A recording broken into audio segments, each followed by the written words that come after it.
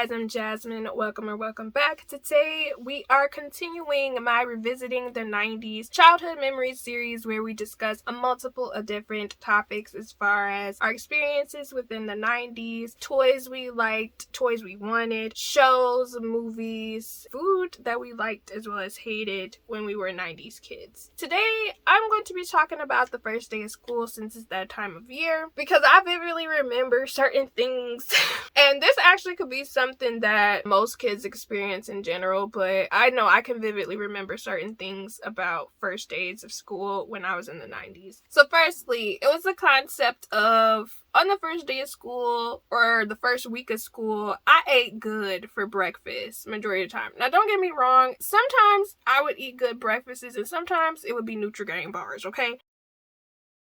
But I remember usually the first day of school, I would actually have like eggs, Eggo waffle, and bacon. Something like that. Eggo always been a staple. I still mess with Eggo waffles to this day. But now I mess with the thick and fluffy, okay? Back then, I used to love eating that. Or sometimes I would just have a bowl of cereal, which I'm going to be coming out with a video on revisiting like cereal from when we were kids. The other thing about the first day of school was the fact that this was probably the only day that I was ever on time.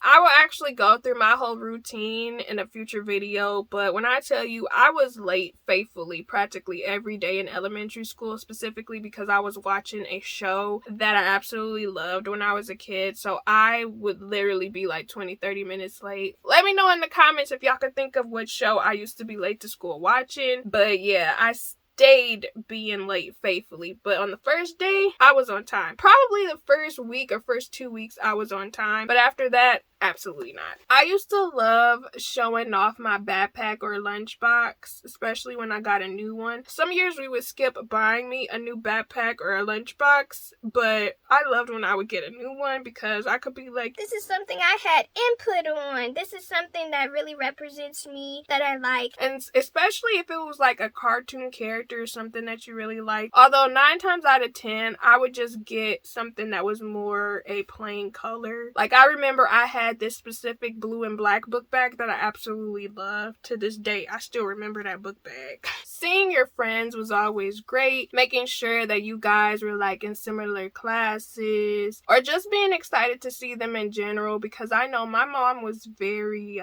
strict. So I didn't really see any kids. I didn't really start seeing kids till I was almost a teenager when it came to visiting people or hanging out with people. But for the most part, I kind of had to go the whole summer without seeing any of my friends from elementary school until the next school year. The other thing was the fact of having concern about if your crush was still going to be going to that school.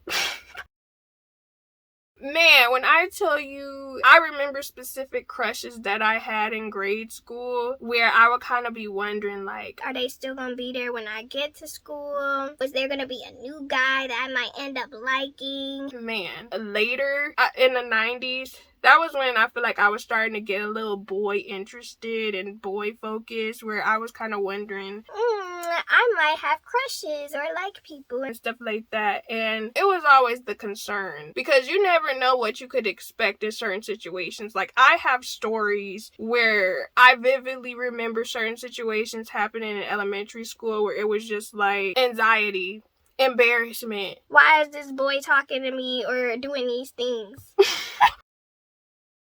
But yeah, there was always the concern of if your crush was going to be there or if there was going to potentially be someone new that you might end up being liking or having a crush on. Finding your class. That was something that gave me a lot of stress, was being able to figure out where my class was, because I absolutely hated asking people for help as a kid. I just wanted to be able to walk to my class without confusion or wandering. There was also the factor of worrying if the teacher was going to be nice or not. I know that was usually I liked all my teachers, but I was always worried about if they would like me because I was really self-conscious as a kid and very anxious as a kid, as well as shy. So it was just the thought processes of, I wonder who my teacher is gonna be. I wonder if they're gonna be nice. I wonder if they're gonna give a lot of homework. I hope they're not too tough. And it always reminded me of that one episode of Arthur when they ended up being introduced to Mr. Ratburn. So it's stuff like that. Also, make sure you guys check out my DW costume cosplay video because I do end up dressing up as DW. So check that out. Another thing was hoping that I got a decent seat in class because a lot of times we would have assigned seats. It was very rare that they would let you pick your seat freely. So they would either do it random or either do by last name or something like that. I was always stressed about being directly in the front because I absolutely hated being directly in the front unless it was like off to the side or something like that. I also hated being all the way in the back because at the time I was being very vain. Initially in elementary school I didn't have glasses, but then as time progressed I ended up having to get glasses. Sometimes I would wear them and sometimes I didn't. It just really depended on the placement of my seating, and I did not want to be all the way in the back because 1, I didn't want the teacher to forget about me. 2, a lot of times when you sit in the back you do end up getting picked on way more. 3, I didn't want to be in the back because I couldn't see. That would mean I would have to wear my glasses all the time. And again, I was very vain and was not comfortable with wearing my glasses. It's the whole 4 eyes complex. Like, I was just not comfortable wearing my glasses just yet. There was also the factor of having concern for who you were sitting by. I remember in 2nd grade specifically, the teacher sat me by this one boy who I think he had something, like some sort of mental issue going on, but he used to do so much and he was always a distraction in class for the entire class, but specifically because he was by me, he was very much a distraction and he would be making a whole bunch of noise. So it was just always very overwhelming for me whenever I would think about like who is gonna be my little network of desk buddies because stress. Then there was always the introduction. I could not stand having to give introductions where they do the little share your about me. Share something about yourself. Hi, my name is Jasmine and I'm such and such and I like this and I like that. I used to hate giving those speeches in class because why do you need to know me? I'm here to get an education. I don't care. And it's not like people remember, what you said. But I absolutely could not stand doing the stand-up and give the introductions. I remember my heart beating so fast. Obviously, now that I'm older, I could introduce myself easily. But as a kid, I'm like, I just wanted to come to school to have a good time, to learn, have some friends, play on the playground and stuff. Why do I have to introduce myself to the whole freaking class and now everybody's looking at me? It was just a lot. I absolutely hated doing introductions completely.